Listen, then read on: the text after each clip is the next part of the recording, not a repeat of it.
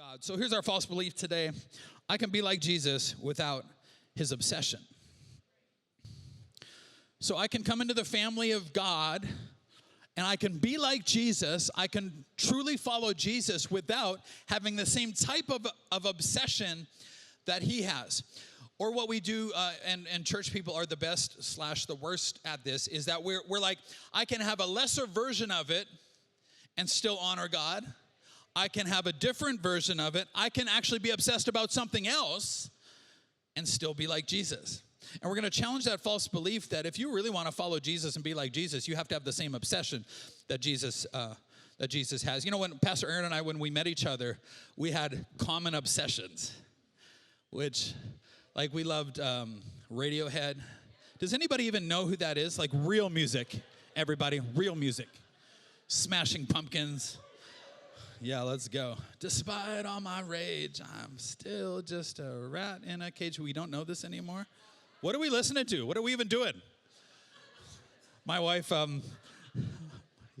my best friend said, you got to meet this girl named Erin. She went to a Radiohead concert in Vancouver and then drove through the night and saw them in Calgary the next day. And then he goes, you'd like her. She's kind of, and he pauses. And I said, kind of weird? And he goes, you'd like her. She's kind of weird. These common obsessions with, like, Dr. Pepper and Taco Bell and Star Wars and all the building blocks of a good life together. You know, one thing we also shared was a love for Jesus, which I think is the best foundation. I think every relationship needs a mission, or we're just kind of trying to coexist. And I feel like a shared mission is really the best thing if you can get on the same page about something. But we really wanted to, at that stage of our lives, follow Jesus. But we didn't share every obsession. We get shocked when we start getting obsessed about something that God is not obsessed about. And then one day God or somebody has the guts to say, like, I don't even care about that. What? You're building your life on this obsession? What happens is when church people forget the mission of Jesus, the very mission that saved you, the very mission that brought Jesus into your life and made you right with God and adopted you in the family of God and washed away your sins. When you forget the mission, what Christians do, what church people often do, is we simply replace that obsession with reaching the lost that saved you with a lesser obsession. With a lesser obsession that becomes a rival obsession in God's mind to what he's obsessed about. When a life saved is worth everything, you'll never have a church people problem again. And I always say this, like, what's a church people problem? It's like a regular person problem, but much smaller that you shouldn't care about. Somebody's in my seat. You know, if you can't find a parking spot, look, I don't like that you can't find a parking spot, but why I get upset about that is because the lost person who's coming one time to church probably couldn't find one either, and that really upsets me, because you can walk across the street like our volunteer team did this morning. And I'm like, it's great, but, like, you're going to heaven already, and there's lots of parking in heaven. You know, but it's just a different way to just kind of come at things. You know, some churches have lost their kids at the mall, and they don't care anymore. You know, and we can get like that as a church. Any church can get like that, and I just don't ever want that to be us. I lost Katie at IKEA one time because IKEA, right? Have you? One time I offered somebody, I offered an IKEA employee, I'm like, I will buy whatever you point at if you show me the way out. They're like, well, here's the thing. You got to climb into that shower over there, and then there'll be this tunnel. And, like, eventually, I'm like, can I just pay a bunch of money and get out of here? So my mom and I were talking, and we had, you know, when you have one kid, you become arrogant as a parent. When you have two kids, if there's two of you, mom and dad, it's man to man. When you have more than that, it's zone defense, and you get dunked on. And I was supposed to, Aaron left me in charge of the kids, which, like, if we're going to be pointing fingers here. I'm like, you know me. Why would that seem like a good idea? So my mom and I got talking, because that's what we do. And then when the kids had to go to the bathroom, so we took the kids to the bathroom, the whole way to the bathroom. Then I hear this announcement in IKEA, code 99 in children. And I'm like, to my mom, somebody lost one. And then Katie came down the hallway flanked by IKEA staff, and I'm like, oh no. And then I had one of those conversations with Katie. I'm like, one day you're going to pay a psychologist to talk about this and to work this out, but it's not going to be the time to talk to your mom about this for a while, you know. We're going to bury this deep and let somebody worry about it later. I'll pay for it.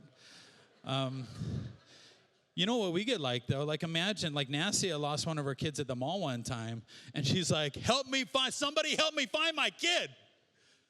And the mall security guard had a nonchalant attitude. I'm like, if you want to live through the day and Nassia has lost a kid, nonchalance is not the proper stance, right? He's like, I'm sure she'll turn up. She's like, I'm going to kill you, and then I'm going to... We get like this in the house of God. It would be weird if I lost Katie and realized she was gone and then be like, you know what?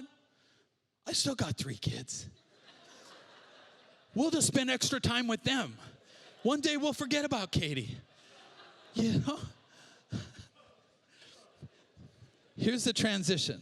You ready? I'm just going to drop it on you. Being the lost one is kind of nice when you get found because you are the center of everybody's attention. You are the center of God's attention. He turned his face away from Jesus to look to you while the sins of the world were poured on him, and he died a sinner's death on a cross so that your sin could be washed away. It's kind of nice. And then we come to church. And then we're like, hey, church can be a little about you. We're glad you're here. But it can't be a lot. And then Katie has to make a transition in her heart because she's not going to be the center of attention anymore because she's part of the family and she has all of the blessing. And she needs to go find another Katie or she'll lose the heart of Jesus.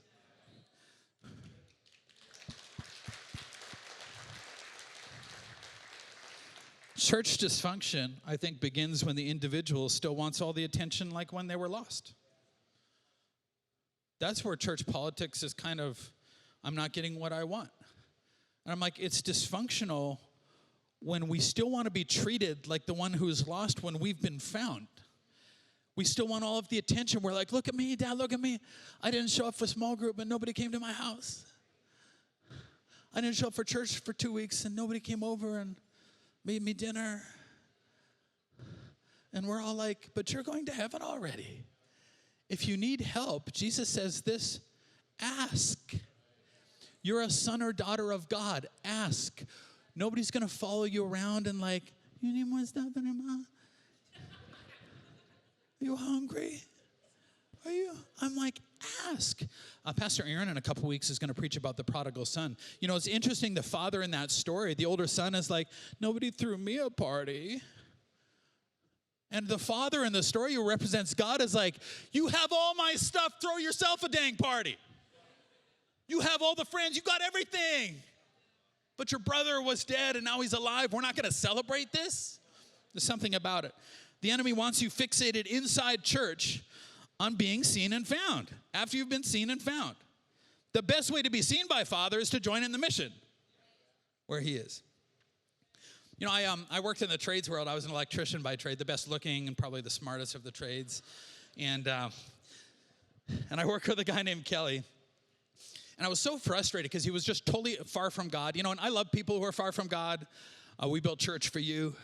I get you. But, you know, one time I didn't, though, because I was lucky enough and fortunate enough to grow up in church and be loved by Jesus and know right from wrong and live a life that was good and have purpose and all the things and forgiveness and accept all the things that come in the family of God. And Kelly was driving me crazy because he was so angry at God. You know, one of those guys who's just angry at church. I'm like, he's never even been to church and he's angry at church. Well, the church just wants your money and the church is this and the church is that. And I worked with him for years and I was so frustrated. I was talking to God about this. I'm like, you know, guys like that, eh? Like the job sites out there are full of them, just far from God. And God finally told me, like, why are you so frustrated with Kelly? If you had his dad, you'd be Kelly. Because it was always like us. Why doesn't he get us and them? And then I realized I am him, though, without the grace of God in my life, without the grace of God that saved my parents, that turned it all around for our family. You know, like, I would be him. If I had his dad and was told all the things that he was told, I would be him. He was angry at God. He's like, how can God, who I don't really believe in, yeah, but you kind of do, how can God forgive a murderer? This is why he was mad, but not my mom who's never done anything wrong. And I'm like, you're mad at God for forgiving a terrible person? I'm like, did your mom ask though?